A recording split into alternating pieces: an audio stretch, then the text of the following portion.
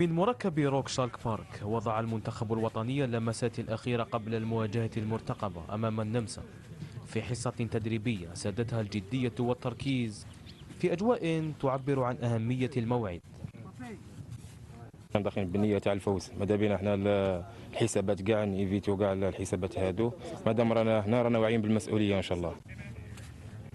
المعنويات كانت مرتفعة داخل المجموعة بعد الفوز على الأردن، حيث ظهر اللاعبون بحيوية كبيرة وروح جماعية مميزة في مؤشر يؤكد جاهزيتهم لخوض مباراة مصيرية بطموحات كبيرة. أنا جاهز بدنيا بنسبة 100%، وإذا منحني المدرب الفرصة فسأقدم كل ما لدي لخدمة المنتخب. ننتظر دعم الجماهير لأن حضورها سيكون دافعا كبيرا لنا لتحقيق نتيجة إيجابية.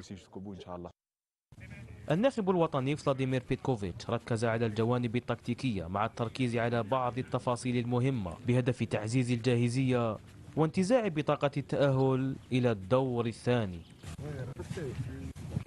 بتركيز كبير وروح معنوية عالية أنهى المنتخب الوطني آخر تحضيراته تحسبا لمباراة النمسا على أمل تحقيق الانتصار، تحقيق 3 نقاط وعدم الدخول في الحسابات لتحقيق التأهل إلى الدور الثاني من كأس العالم للمرة الثانية في تاريخ الجزائر.